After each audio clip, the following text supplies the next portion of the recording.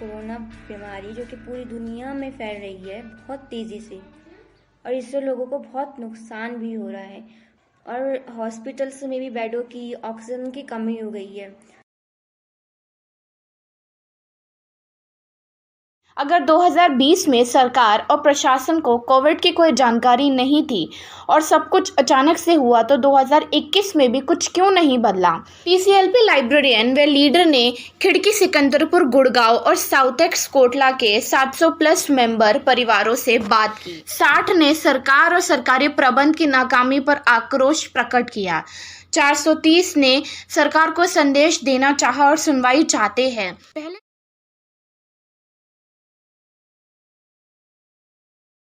मैं आपकी लाइब्रेरियन भावना हूँ। आज मैं एक आर्टिकल जिसका नाम है केवल सरकार विफल नहीं हुई है, हम मानवता के खिलाफ अपराधों के गवाह बन रहे हैं, कि चंद पैराग्राफ पढ़ूंगी आप सबके लिए। ये ऐसे 21वीं शताब्दी की एक बेबाक लेखिका अरुंधति रॉय ने लिखा है, जो कि द वायर द्वारा प्रकाशित किया गया था 1 मई 2020 को।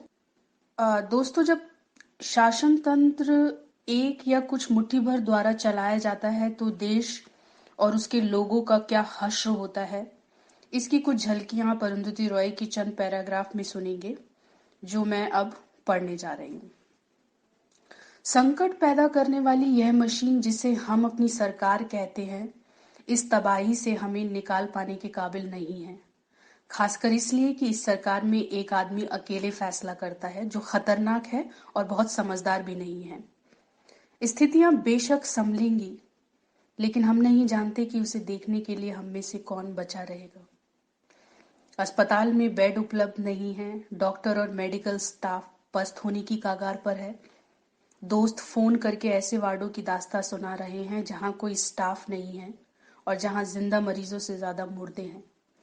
लोग अस्पताल के गलियारों और सड़कों या अपने घरों में मर रहे हैं। दिल्ली में शमशानों के पास लकड़ी खत्म हो गई है। वन विभाग को शहर के पेड़ों को काटने के लिए विशेष अनुमति देनी पड़ी है। हताश, परेशान लोग जो कुछ मिल रहा है उससे लाशें जला रहे हैं। भारत में बीमारी के एक नए शेयर बाजार में ऑक्सीजन एक नई करेंसी है। वरिष्ठ नेता, पत्रकार, वकील, भारत के अभिजात्य लोग ट्विटर पर अस्पतालों के बेड और ऑक्सीजन सिलेंडर के लिए फरियाद कर रहे हैं। सिलेंडरों का एक छिपा हुआ बाजार फल फूल रहा है। ऑक्सीजन सैचुरेशन मशीनें और दवाएं मिलनी मुश्किल है। बाजार कुछ और चीजों का भी है।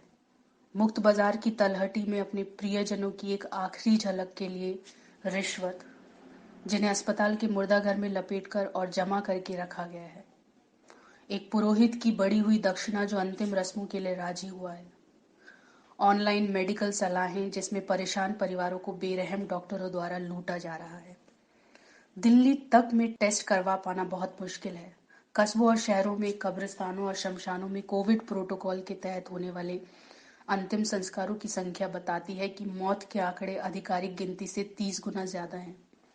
महानगरों के बाहर काम करने वाले डॉक्टर बता सकते हैं कि हालात कैसे हैं।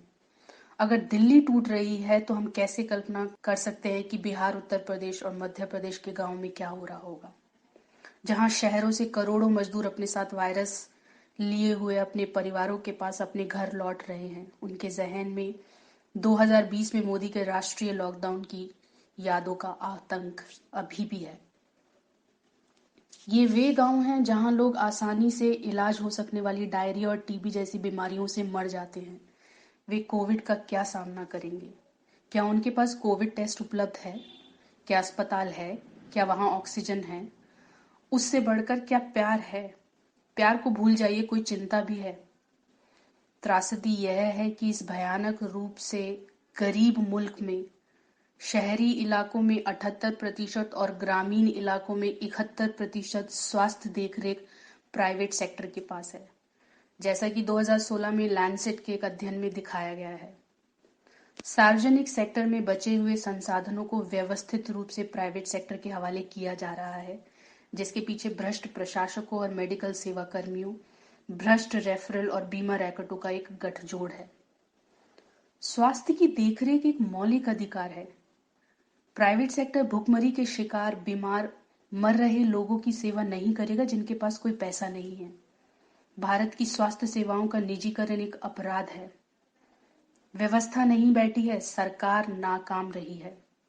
शायद नाकाम एक अनुचित शब्द है, क्योंकि जो हमारी नजरों के सामने हो रहा है वह आपराधिक अनदेखी नहीं है, बल्कि ठीक ठाक मानवता के खिलाफ एक अपराध है। लेकिन आपके मन में इन दिनों और इस ऑडियो को सुनने के बाद क्या चल रहा है या विचार आ रहा है, हमें ज़रूर व्हाट्सएप के एडमिन द्वारा बताएं। ख्याल रखिए, फिर मुलाकात होगी जल्दी। बाय।